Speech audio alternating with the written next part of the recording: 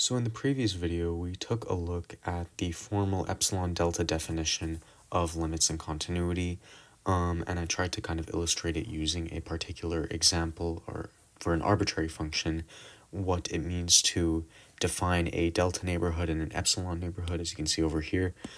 And so essentially, we define a limit, we define the limit as x approaches a of f of x to be equal to L if when we select a particular epsilon greater than 0 and we define an epsilon neighborhood around L, then we can always define a corresponding delta neighborhood around A such that whenever we pick an x value within this delta neighborhood, then the corresponding f of x value is located somewhere within the epsilon neighborhood, as you can see with this particular example of this x value over here. It's located within delta of A, and as a result, the function value is located within epsilon of L, and this must hold true for all delta and epsilon that we select.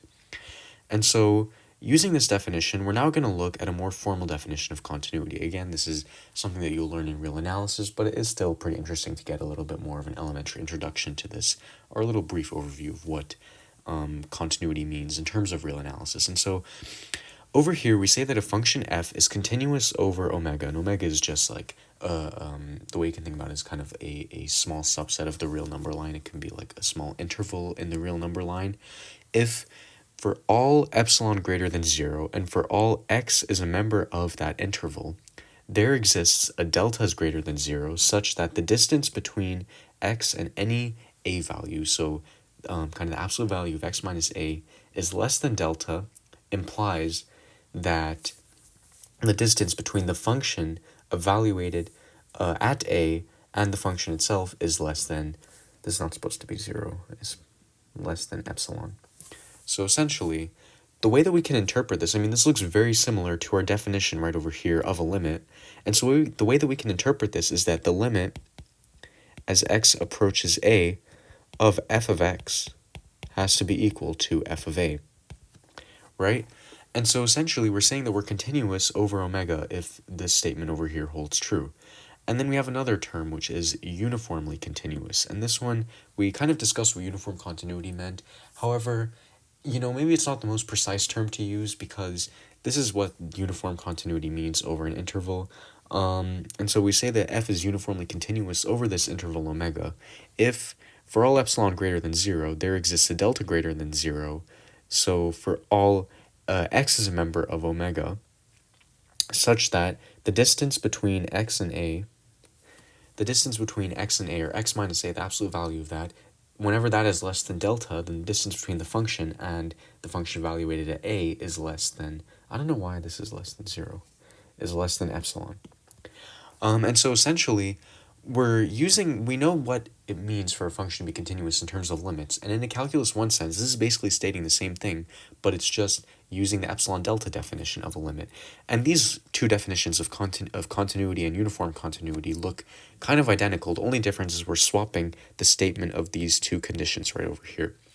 First, we state that for all x is a member of our interval, there must exist a delta is greater than 0, while here we say that for all epsilons greater than 0, there exists a delta greater than 0 for every x is a member of our interval. So what that means, the way that we can interpret this is that we're uniformly continuous over omega if we're continuous and we're going to see a function that we define delta as in terms of epsilon is independent of x. And so let's go ahead and do that. So we're going to prove that f of x equals 2x plus 1 is uniformly continuous over R. And so what we can do is we can use the definition of uniform continuity. So let's go ahead and do that. So suppose that we take the limit as x approaches a of 2x plus 1, and we say this is going to be equal to 2a plus 1. And so what we can do is we can go ahead and say that suppose epsilon is greater than 0.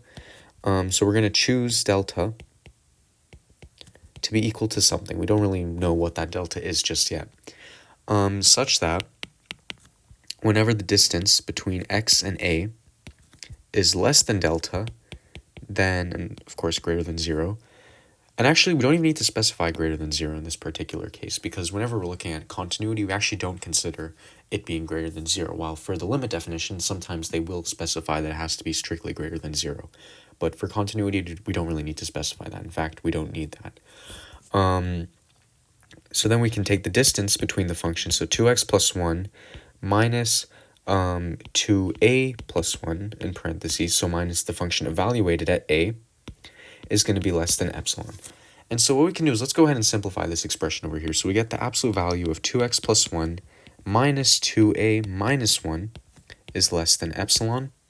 And then these two ones cancel out, and we can factor out a 2. So we get the absolute value of 2 times the absolute value of x minus a is less than epsilon. We know the absolute value is 2 is just going to be equal to positive 2.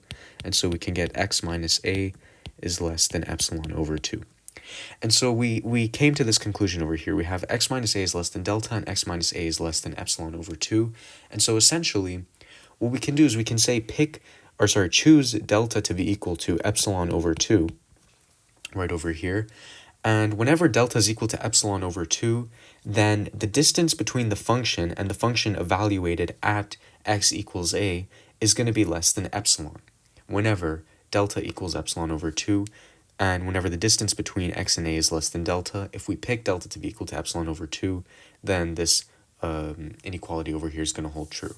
And something very important to note, and I'm going to switch colors because it's getting a bit monotonous, is that we chose delta to be equal to epsilon over 2, and this right over here, this is going to be independent of x, right? And so essentially, we don't need to think too much about what our x value is or what our a value is. So it's independent of x, and it's also independent of a, but that's kind of less important. Essentially, we were able to construct delta as a function of only epsilon. It only depends on epsilon over here. And because of that fact, we're able to say that 2x plus 1 is uniformly continuous over R, because we know that regardless of what real value we choose for x, this definition of delta is always going to be independent of x. And so essentially we're able to prove using the epsilon delta definition that this function is uniformly continuous.